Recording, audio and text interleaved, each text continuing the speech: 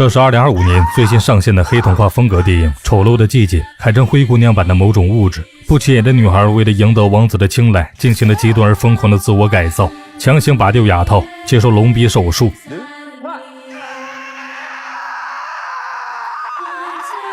还嫁接了手工睫毛、吃虫卵等，一点点将自己改造成王子理想的样子。故事开始，维拉正在读着王子朱利安的诗，他的声音因为金属牙套而含糊不清，但每一个字都充满虔诚。他一遍遍地念着这些诗句，想象着自己嫁给写下这些美妙文字的王子。突然，母亲丽贝卡的声音打断了他的遐想。他们即将更换马车，前往贵族奥托的庄园。母亲打算与这位贵族重新组建家庭。当维拉第一次见到奥托的女儿尼斯时，他不由得低下了头，自卑感瞬间涌上心头。很快，母亲丽贝卡与奥托举办了婚礼。新婚第一晚，悲剧降临。奥托一口血喷出，死在了餐桌上。维拉好心前来安慰尼斯，却被尼斯冷冷赶走。对方根本不领情，反而讽刺他不懂什么是真正的悲伤，还指责他擅自用了父亲的遗物，根本不知分寸。面对冷漠与羞辱，维拉一时语塞。尼拉愤怒的指控，若不是为了他们的钱，他们根本没资格走进这个家。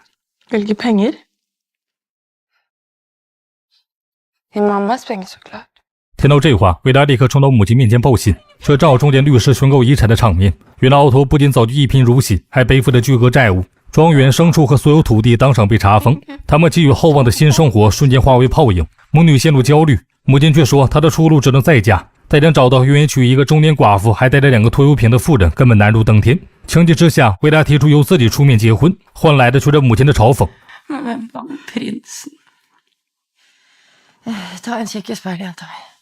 维拉沮丧地看着镜子中的自己，他那张被人们私下称为马脸的长脸在灯光下显得格外突出，他的鼻子过长，牙齿参差不齐，整个人看起来笨拙而不协调。就在这时，王宫传来消息，王子将在舞会上挑选未婚少女为妃，全城贵族少女都跃跃欲试。尼斯保证陈长高贵的姓名，而维拉也毫不犹豫地说出了自己的名字，顺利拿到了那张象征希望的邀请函。他兴奋地将这个消息告诉母亲，而母亲也很快意识到这是他们东山再起、翻身逆袭的唯一机会。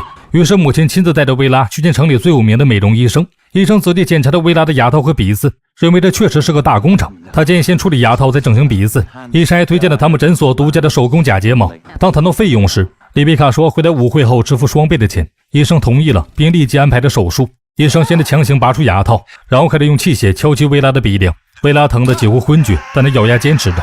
在他心中，这一切痛苦都是值得的，因为这能让她变美，让她有机会嫁给王子。做完手术之后，母亲将维拉送到修真学校。老师宣布，他们学校将有幸在王子的舞会上表演开场舞，需要1个主舞和2个伴舞，而这场表演也将成为展示在王子面前的绝佳机会。这不仅是一次表演，更是决定命运的夜晚。贵族男爵与富商将齐聚一堂，少女们都知道这是一场彻头彻尾的比拼。舞蹈排练正式开始，维拉笨拙地模仿着其他人的动作。老师实在看不下去了，喝令他上后面去，让尼斯到第一排来。Bakot.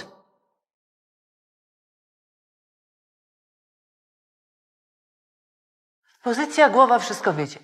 Förstår du inte?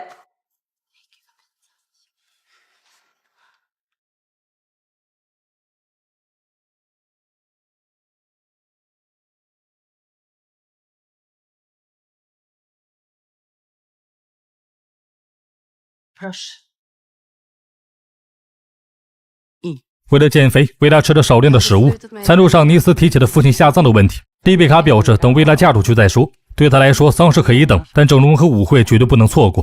他甚至打算把尼斯不用的旧裙子拿来给维拉改一改。这天，舞会候选名单终于贴出，本来不抱希望的维拉，居然在最底下看到了自己的名字。那一刻，他几乎不敢相信，命运似乎终于向他露出一丝微光。然而，在接下来的训练中，老师当众羞辱维拉。Ducha Talań.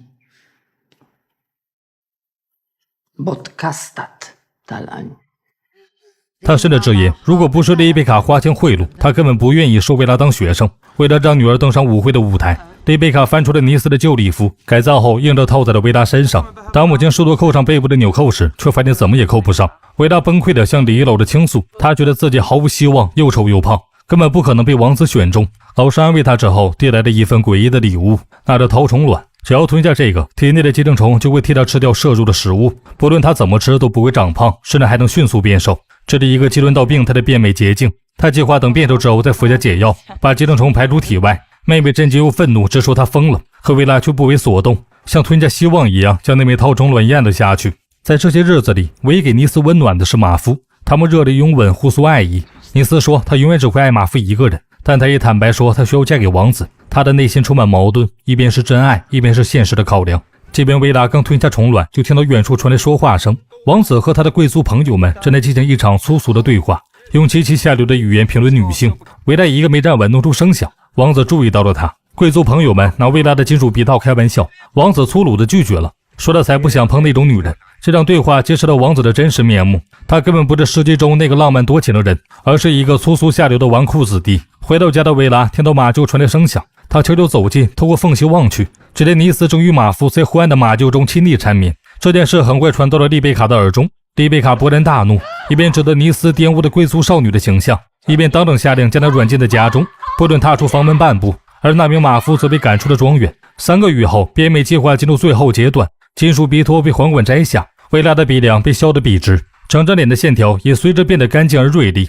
丽贝卡站在一旁满意的点头，仿佛雕刻完成的作品终于成型。可这还没完，接下来是最精细也是最惊人的部分——手工种睫毛。医生戴上的手套取出了一枚弯曲的手工缝合针，小心地穿入她下眼睑的边缘，假睫毛不是贴上去，而是缝进去。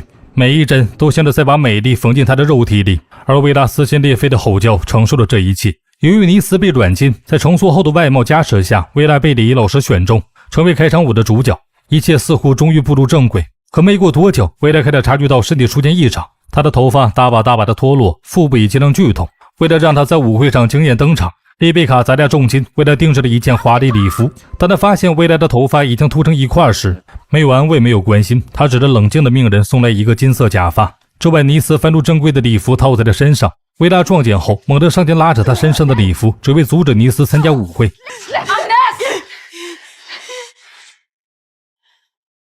Sier at du skal gå på ballet, mamma! Mamma, hun sier at du skal på ballet! Jenta mi, hvordan skal hun kunne gå på ball når hun ikke har noen ting å ha på seg?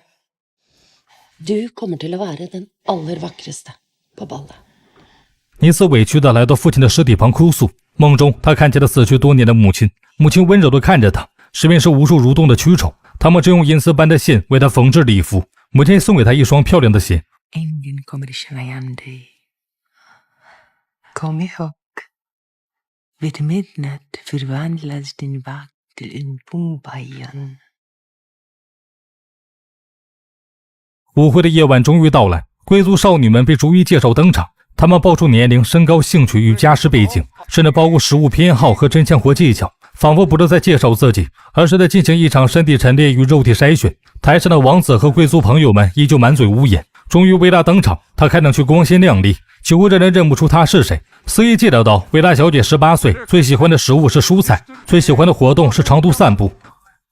För bara ett halvår sedan så var hennes favoriträtt tårta. Hon var rund som en boll. Jag fick pli på henne. 王子和他的朋友们用下流的眼光打量了维拉，粗俗地评价了她的身材。维拉和其他被选中的女孩开始表演开场舞，她优雅地跳着芭蕾，一招一式都极其完美，所有人都被她的美貌和舞姿吸引了。开场舞过后，王子选中维拉作为舞伴，在所有人的注视下与王子一同旋转起舞，仿佛一切都如母亲所期待的那样童话成真。然而舞会进行到一半，一个美丽的陌生女孩出现了，那是变装后的尼斯。她邀请王子共舞，两人在舞池中央翩翩起舞，王子被深深吸引。伤心的维拉突然感到一阵剧烈的腹痛，她跑到一旁吐出了一堆虫卵，原来虫卵在她体内造成了严重的副作用。丽贝卡根本不顾女儿死活，强硬地要求她振作起来。她说还有很多其他优秀的男人不能放弃。她立即为维拉介绍了一位大亨的继承人。汽车人开始和维拉聊天，维拉机械地回答着，但她的心思完全不在这里。她的身体越来越虚弱，几乎要晕倒了。然而仰头时，她竟然发现那个和王子跳舞的女人是尼斯。午夜钟声响起时，尼斯突然慌张地离开了舞会，他匆忙跑下宫殿的台阶，在奔跑中丢失了一只水晶鞋。王子追了上去，但只捡到了那只鞋子。王子举着鞋宣布，能穿上这只鞋的女孩就是他要娶的人。回到家，维拉为了抢到另一只鞋，和尼斯打到丽贝卡的门前。丽贝卡听到动静，让他们赶紧离开，别打扰她的好事。显然母亲在舞会上结识了一个贵族。抢到鞋的维拉发现自己的大脚根本穿不上，为此维拉做出了疯狂的决定，他举起刀亲手切下了自己的脚趾，血流如注，痛得撕心裂肺。他以为只要忍住这点痛就能嫁给王子，彻底改变命运。然而丽贝卡却发现了一个残酷的错误，维拉切的是右脚，而王子拿的是左脚的血。趁着维拉昏迷，丽贝卡拿起菜刀替维拉将左脚脚趾剁了下来。而随着昏迷中的维拉做了一个美梦，她梦见自己穿上的鞋嫁给了王子。可那份幸福不过是视觉与幻觉交织出来的幻想。第二天，王子派人挨家挨户寻找能穿上水晶鞋的女孩。维拉从疼痛中醒来，拖着残破的身体艰难地下楼。他以为这一次终于轮到他了，可尼斯看了他一眼，甩人走出门外。他穿上鞋子，微笑着嫁给了王子。而维拉只能眼睁睁地看着这场童话落入他人之手。妹妹精心地为他服下解药。不久后，那留在他体内滋养了3个月的绦虫终于被拉出。故事的最后，妹妹扶着姐姐骑上马，离开了那片由权贵整容和虚假承诺堆砌的世界。这部的童话是一把利刃，它剖开了我们这个时代最深的伤口。当变美成为唯一的救赎，当外貌成为阶层跃升的通行证，我们真的把自己活成一场血腥的行为艺术。为他切下的不只是脚趾，是整个社会病态审美下的牺牲品。他吞下的不只是虫卵，是所有人对完美的扭曲想象。王者从来不是救世主，舞会从来不是童话。那双水晶鞋不过又是一个精致的陷阱。丑陋的究竟是谁？是长相平凡的薇拉，还是这个用刀片和虫卵定义的美丽世界？当马蹄声渐行渐远，我们看到的不是失败者的背影，而是一个终于不再为他人目光而活的灵魂。